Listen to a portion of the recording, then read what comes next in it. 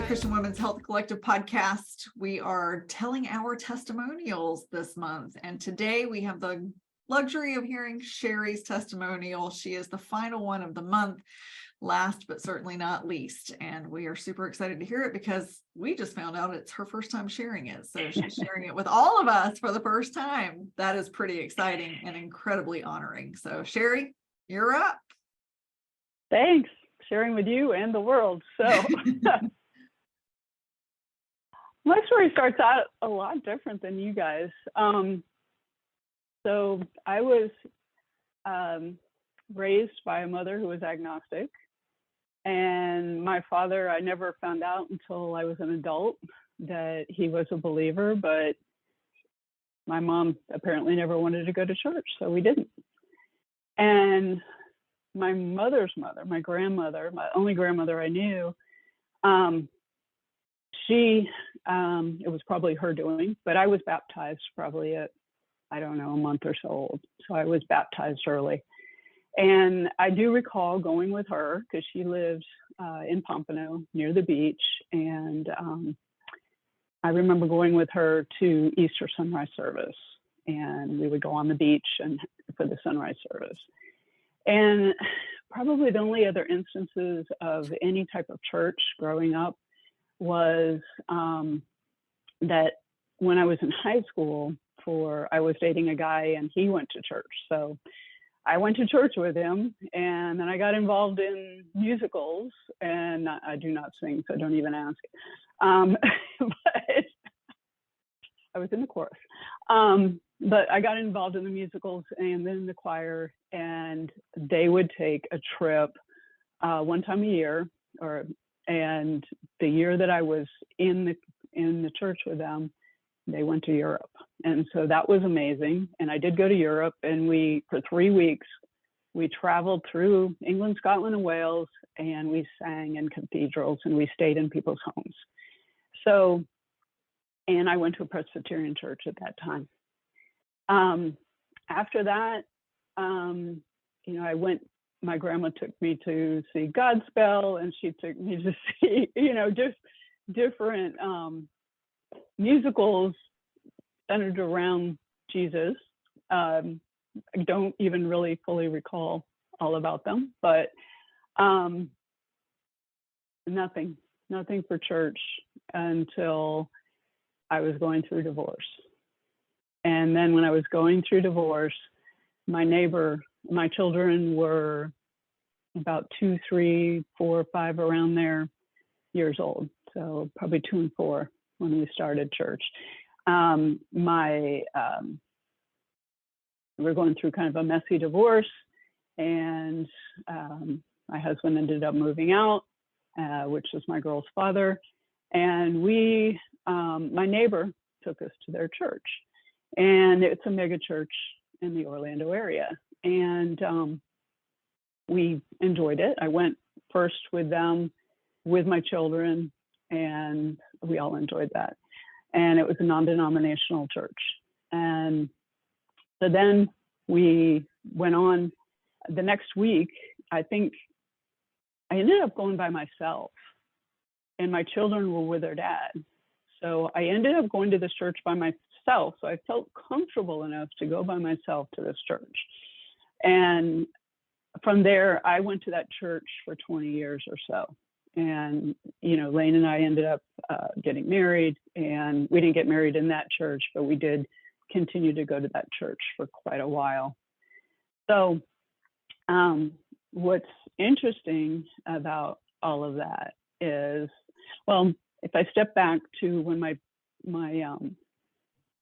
neighbors took me to the church, I ended up doing some counseling with one of the elders of the church, the one I'm speaking of. And he was also kind of a mentor as far as learning about the faith. And so I did end up coming to Jesus at that time. I asked him into my heart.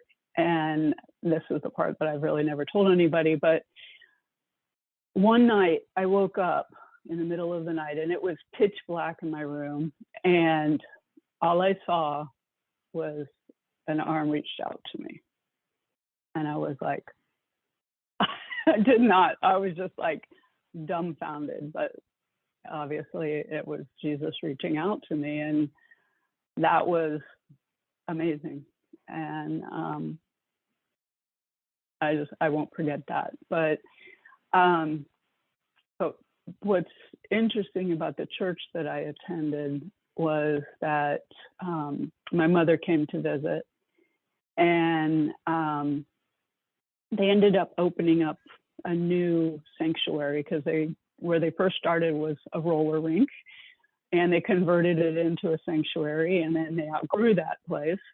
And so they built a whole new sanctuary. And my mother came to, or when she was visiting one time, were having like the grand opening of it, and you could go up in the catwalks and walk around in the top and everything of the sanctuary. And so my mom, joined us, and we did all of that. We went through all the church, and she said, and she went to the service with us, and I think she'd gone like one other time when she'd come, and she said, if I had a church like that, I might watch, I might go to that church.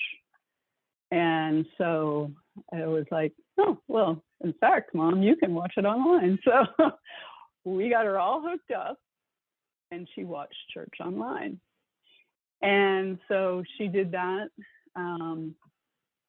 honestly, for the rest of her life. And she, after she passed away, I ended up finding this little notebook that she had, and she wrote in her notebook, she would write what the different passages in the Bible. She'd write the date, and she would write about, a little bit about the sermon. And she was extremely faithful for watching the services. I would always talk to her in the afternoon. Every Sunday we would have a call, and she would tell me she'd watch the service. And her friend told me she would never miss it. If she was out for breakfast or something, she had to get home for that service. So I was like, this is really good. And she did get to meet, when she came to visit, sometimes the people who sang, and she had nicknames for all of them. Like one of them was Tina Turner, and yeah, she she brought it. But anyway, it was great. And so after she did pass, I did find her little notebook, and I was flipping through it one day, and I still have her little notebook, and I opened it up, and it was, I think on June 20th, it said I was saved. And so I felt like she was, when I was taking care of her, because there were I would pray with her every night. And she would wake up in the middle of the night every night, and I would pray with her at 3:00 in the morning when I would take her to go to the bathroom, and we would pray about different things. But so that happened, but that was after she had already been saved. And her friend actually made sure she was saved before she left the hospital. When she went to the hospital, she made sure that she was saved.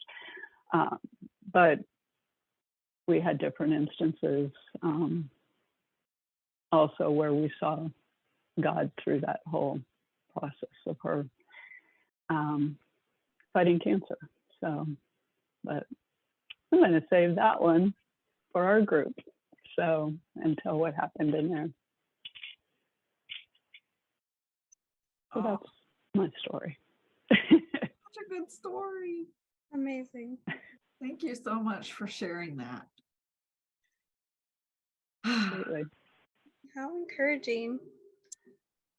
Yeah. It all started with a neighbor inviting you to church, which is just like, wow, Yeah. never be afraid to invite someone to church. You never know whose life it could change, Yeah.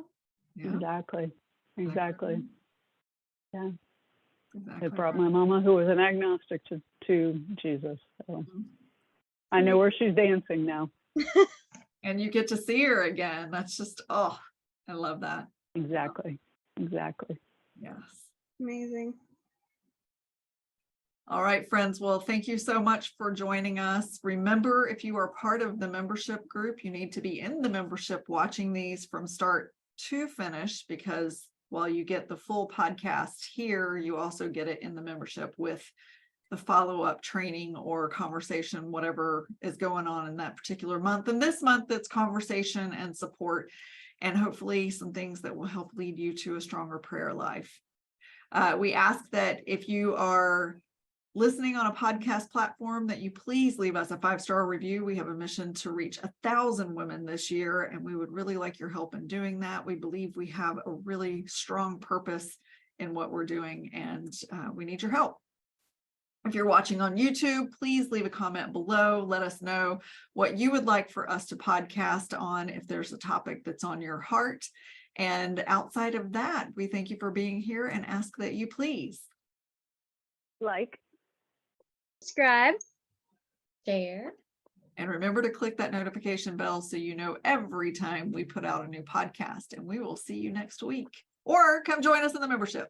Bye, everybody. Fly like a bird.